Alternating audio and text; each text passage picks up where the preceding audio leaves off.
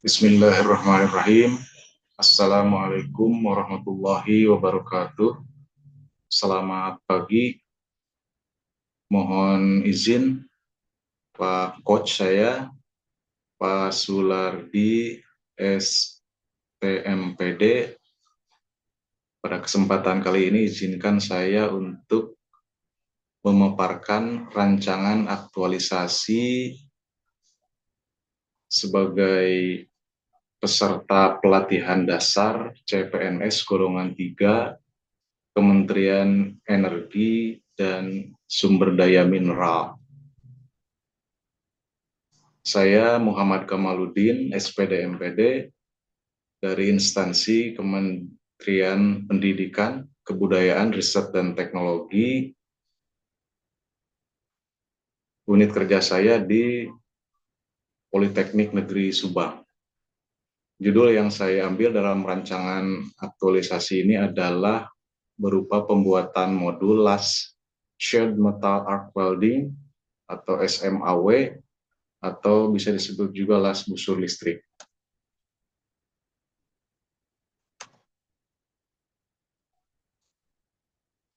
Berikut yang akan saya paparkan. Yang pertama mengenai profil diri, kemudian latar belakang, profil unit kerja, isu yang diangkat, kemudian isu yang terpilih berdasarkan hasil analisis APKL dan USG, kemudian penyelesaian isu dengan fishbone diagram, kemudian gagasan isu, kegiatannya, juga rancangan aktualisasi perkegiatannya, serta jadwal pelaksanaannya. Nah, ini berikut adalah profil diri saya. Saya Muhammad Kamaluddin, NIP 1988 1021 2024 06 1001. Instansi saya Kemendikbudristek Dikti, unit kerja di Politeknik Negeri Subang. Mentor saya adalah Bapak Aditya Nugraha, SPD MSc, dan coach saya adalah Bapak Sulardi, STMPD. Latar belakang dalam tugas ini adalah yang pertama karena tugas CPNS menurut Undang-Undang Nomor 20 Tahun 2023, fungsi utamanya sebagai pelaksana kebijakan, pelayan publik, serta perekat bangsa. Kemudian dari segi manajemen ASN pada Peraturan Pemerintah Nomor 11 Tahun 2017, nah itu untuk meningkatkan kualitas ASN melalui pelatihan dasar atau LATSAR. Kemudian berupa rancangan aktualisasi, jadi semua CPNS wajib untuk memecahkan isu nyata di unit kerja masing-masing berdasarkan Peraturan LAN Nomor 10 Tahun 2021 yang berfokus pada solusi inovatif dan berbasis kinerja. Kemudian isu instansi yang saya dapatkan adalah karena dibukanya prodi baru di jurusan teknik mesin ini, sehingga ada kebutuhan modul pembelajaran LAS. Jadi belum tersedianya modul LAS SMAW untuk prodi D4 Teknik Rekayasa Manufaktur. Nah, tentu solusinya adalah akan membuat modul pengelasan SMAW ini sebagai langkah konkret dalam mengimplementasikan nilai-nilai ASN berakhlak, yakni berorientasi pelayanan, akuntabel, kompeten, harmonis, loyal, adaptif, dan kolaboratif. Nah, ini sekilas mengenai profil unit kerja saya, Politeknik Negeri Subang. Ini berdiri sejak 2 April 2014, beralamat di Jalan Brigjen Katamso nomor 37 Dangder Subang. Visinya adalah pada tahun 2030 menjadi salah satu politeknik terbaik di Indonesia. Kemudian untuk visi jurusan teknik mesin sendiri, itu pada tahun 2030 menjadi jurusan teknik mesin terbaik di Indonesia. Berikut juga saya tampilkan mengenai organigram dari kepengurusan di Politeknik Negeri Subang, struktur organisasinya dari mulai direktur paling atas sampai ke UPT-UPT. Nah, ini saya pembuat rancangan ini sebagai dosen asisten ahli pada program studi pada jurusan teknik mesin Politeknik Negeri Subang.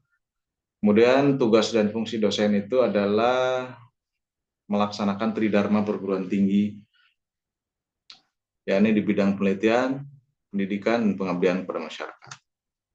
Kemudian isu yang saya angkat di sini ada beberapa isu. Yang pertama mengenai belum tersedianya modul, karena tadi prodi baru membutuhkan tersedianya modul untuk sebagai prasyarat dalam memenuhi persyaratan akreditasi diantaranya. Kemudian ada juga yang kedua adalah SOP untuk praktek kerja lapangan ini belum ada. Kemudian SOP untuk proyek akhir juga belum. Kemudian sistem informasi manajemen laboratorium juga belum ada. Jadi dari keempat isu tersebut, saya analisis menggunakan teknik APKL. Jadi salah satu teknik yang digunakan untuk menapis isu berdasarkan 4 kategori. Yang pertama adalah aktual, jadi seberapa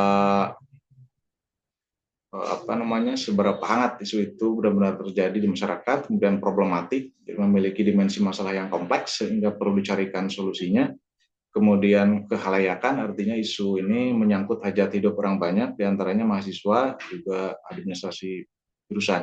Kemudian yang keempat adalah kelayakan, jadi isu tersebut masuk akal, realistis, relevan, dan dapat dimunculkan inisiatif pemecahan masalahnya. Nah, dengan teknik APKL ini, saya dapatkan posisi teratas dari isu itu adalah belum tersedianya modul pembelajaran LAS SMAW. Kemudian untuk analisis isu yang kedua menggunakan metode USG. Nah, ini melalui 3 faktor, penilaian 3 faktor. Yang pertama, urgensi. Jadi seberapa mendesak masalah ini untuk diselesaikan. Kemudian seriousness, itu mengacu pada penyelesaian masalah yang dikaitkan dengan akibat. Bisa menimbulkan masalah baru. Kemudian grow. Ini kaitannya dengan kemungkinan berkembang memburuknya jika tidak segera diselesaikan.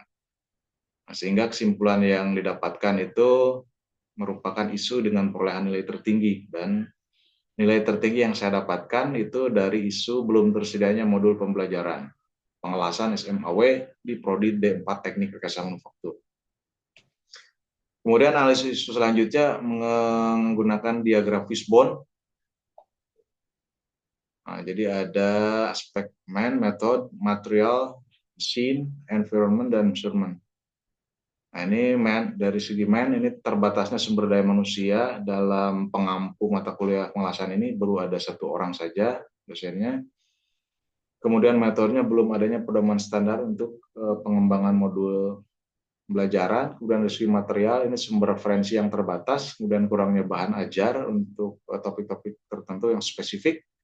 Kemudian terbatasnya juga bahan praktikum karena dijatah, dibatasi. Kemudian biaya yang tinggi untuk mengakses jurnal, buku, atau referensi yang berkualitas.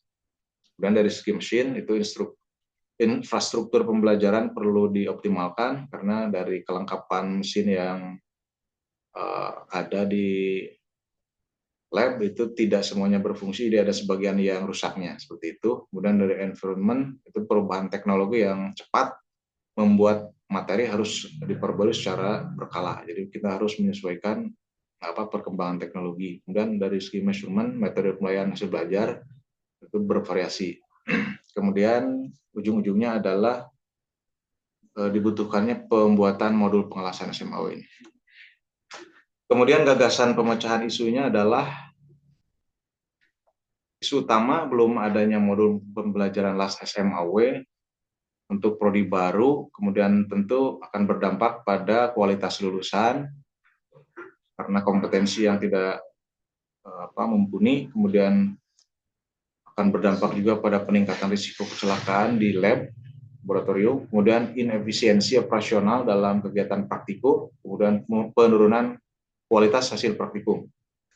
Kemudian penyebabnya adalah perlunya kelengkapan untuk syarat akreditasi prodi, itu salah satunya. Kemudian keterbatasan SDM dalam penyusunan modul, karena baru 1 orang tadi.